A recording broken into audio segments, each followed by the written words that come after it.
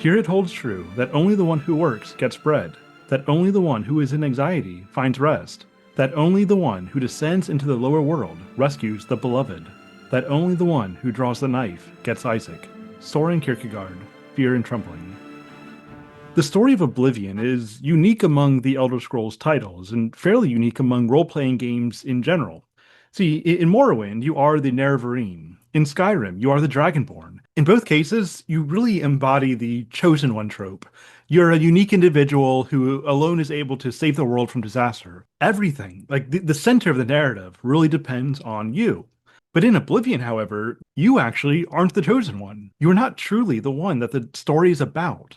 At the very beginning, you discover the importance of the Emperor Uriel Septim and his line. So long as the Emperor bears the Amulet of Kings, the gates of Oblivion are held at bay. And should that line be broken, then Meriuna's Dagon will surely consume all of Tamriel into his realm of Oblivion. Thus, with the death of Uriel Septim VII right at the beginning of the game, the Oblivion crisis is at hand. And your job is not so much to secure victory yourself, but rather to secure the victory of the Imperial line, which places Martin Septim, the illegitimate son of Uriel Septim VII, at the center of the story. This is Martin's story, and you're here to make sure that it comes to its fulfillment. Your task is to ensure that he carries out his task, much in the same way that Samwise Gamgee, whom Tolkien identifies as the true hero of The Lord of the Rings, is tasked with ensuring that Frodo accomplishes his task.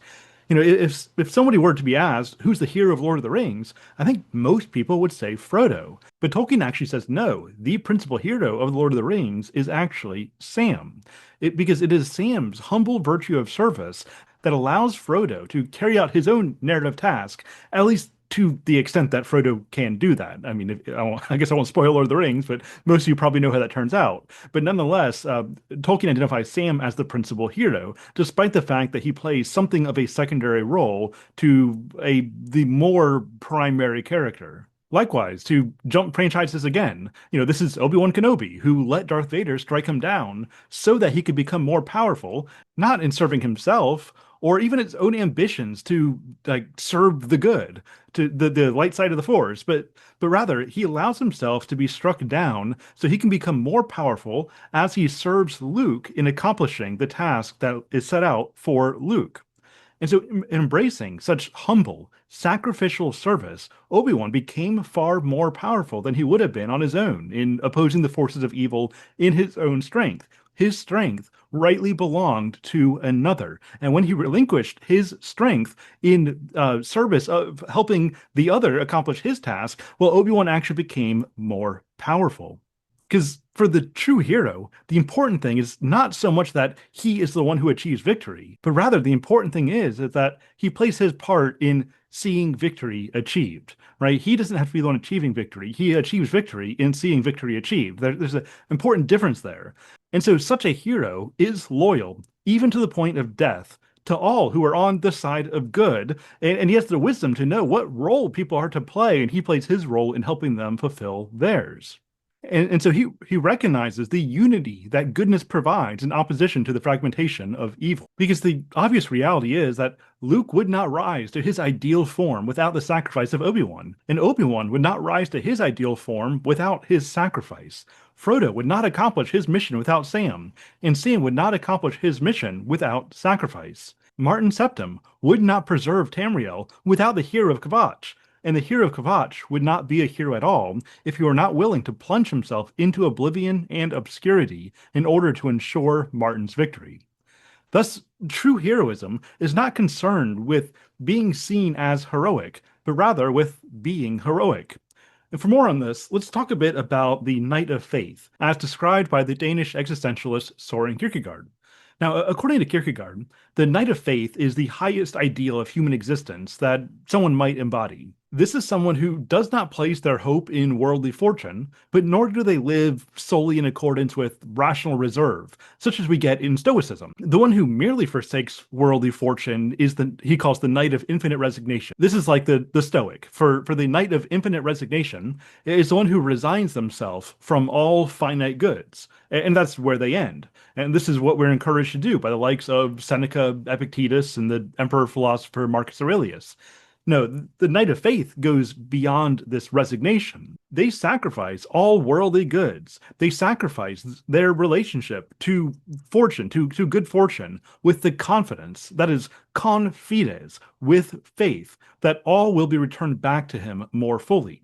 In Fear and Trembling, which is where I'm going to be mostly pulling my Kierkegaard material today, Kierkegaard writes, "Here it holds true that only the one who works gets bread, that only the one who is in anxiety finds rest, that only the one who descends into the lower world rescues the beloved, that only the one who draws the knife gets Isaac." The Knight of Faith is the Orpheus, who actually rescues his Eurydice, the Psyche, who recovers beauty from Persephone to make Ungit beautiful, and the Abraham, who sacrifices Isaac only to receive him back more fully his. Now, these may seem like dramatic connections to bring into the context of Oblivion, but that's only because it's easy to miss the magnitude of what the hero in Oblivion does amidst the repetitive nature of gameplay mechanics. But in effect, he's doing the same sort of thing, that he is sacrificing his own legacy, and certainly his own self-preservation, that he might enter into hell for the sake of Martin's salvation as emperor, and in so doing, he partakes of that salvation himself and all of Tamriel with him. The reality is that we're all going to enter into oblivion at some point or another. Chaos will consume our perceived order. Trusted allies will betray us. Occupation and income might be stripped away through no fault of our own. Great sickness might befall us or those whom we love. Each assault of chaos is a gateway to oblivion, so to speak. But the Knight of Faith does not wait for the forces of oblivion to pour out. No, he enters into oblivion willingly with the faith that he will emerge on the other side in victory, that he will come back holding something of value that he did not hold before, a sigil stone, so to speak, which he is able to use to strengthen himself on the road ahead. Now, to really drive in what I mean by Knight of Faith, the Knight of Faith here is not necessarily the monk who lives apart from the so-called normal world. No, he's somebody who actually enjoys the world immensely, even more so than the most bourgeois hedonists. In fact, Kierkegaard says, the Knights of Infinite Resignation, right? These are our Stoics. They're pretty easily recognizable. Their walk is light and bold, but they who carry the treasure of faith are likely to disappoint. For externally, they have a striking resemblance to bourgeois Philistinism, which Infinite Resignation, like faith, deeply disdains. And so when you're talking about the hardcore Stoic who says, well, I'm just not going to have any part in worldly fortune because it's all passing away. I'm just going to cast myself on fate. Like that sort of monastic Stoicism, it looks really impressive because of their obvious display of integrity, obvious display of self-restraint, self-discipline. And like these are commendable things. But he's saying here is that the Knight of Faith, whom Kierkegaard actually places above in value, above this Stoic Knight of Resignation. Well, he says the Knight of Faith is actually going to look really ordinary because he actually enjoys the very things that in another sense he disdains. Because remember, the Knight of Faith, well, this is the hero who renounces the world with the expectation of recovering it again. This is the kind of person who recognizes the deceit of temporal fortune, but this is precisely what allows the Knight of Faith to enjoy temporal fortune. They don't rely on passing fortune as absolute, as many of us tend to do, but they instead recognize that all temporal joys are fleeting, and so they can hold them with an open hand, counting them as if they are already lost, but in so doing, they're able to enjoy them while they are still in their hand, with the constant reminder that fortune today is not a guarantor of what awaits tomorrow. No, all goods are gifts. All established order is a gift that is temporary within this moving world of chaos, which is rife with potential for gateways to oblivion. And so the goods that we have are gifts that could be recalled at any moment. And so as the Knight of Faith, we celebrate and we enjoy the good that we have, along with our bourgeois Philistine brethren. But we do so with anchored hope in the eternal that fortune can never plunder. Indeed, we are able to enter into oblivion itself with the expectation that in the end, all will be well, and that we will be strengthened for the journey ahead. By not waiting for oblivion, but instead entering it willingly, we are able to plunder its riches, instead of allowing its forces to plunder our own. And the reality is that in enacting this myth, we're taking within our souls the very treasure that we recover through the enacting of the myth. But to come out on the other side of the myth as a hero, as the better Orpheus, It is imperative that you don't stay in oblivion. You keep an eye toward the land of the living. You don't forget why it is that you're there, lest you become lost in the chaos, lost in despair, mistaking it for real life. And this is despair, which in the Kierkegaardian sense should be distinguished from mere depression, right? There are all kinds of things that can feed into depression. But despair is a really condition of the will. This is where you abandon hope itself. This is where you abandon the meaning of life. You abandon that which makes life worth living. You lose your very self. That is what he identifies as despair. And that's something that we can easily become consumed by during our ventures into oblivion, especially when oblivion enters into us. And so we enter oblivion with an eye to the land of the living, and we enter with the faith that we are moving into the grave with the expectation of resurrection, that we're going to be recovering that which we are laying down through this venture through the portal. Now, how do we rise to this ideal that Kierkegaard lays out for us? Well, according to Kierkegaard, purity of heart is to will one thing.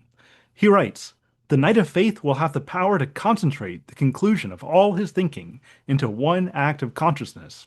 If he lacks this focus, his soul is dissipated into multiplicity from the beginning, and he will never find the time to make the movement. He will continually be running errands in life and will never enter into eternity. For in the very moment he approaches it, he will suddenly discover that he has forgotten something, and therefore must go back." And if that temptation doesn't describe our experience with Elder Scrolls or open world games in general, perhaps, especially the Bethesda titles, of losing focus on what it is that we're doing and just going off in all kinds of different directions. But the Knight of Faith doesn't get distracted with endless side quests. Remember what it's all about. Oblivion gates are opening, not only in your own life, but in the world around you. And as part of this world that has allowed the gates to open, you have a responsibility to close them. However, you can never save the world until you learn to renounce it.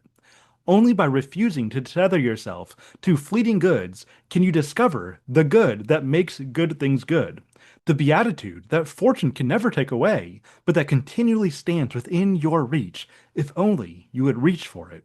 When you renounce the world and hold on to that line of beatitude, the paradox is that you actually gain the world back more fully, precisely because you are not trying to grasp it as if you could. And so you receive the good things in your life with the open hand of gratitude and admiration, because you know that even if they were to pass away from you, you still have what you need. And so you are able to make the necessary sacrifices of that which never properly belonged to you. This is why Socrates is able to look down the court of Athens that is about to unjustly execute him. And he says to this court, "No matter what you do, even if you kill me, you can never do harm to a good man." And thus he is able to enter into oblivion willingly.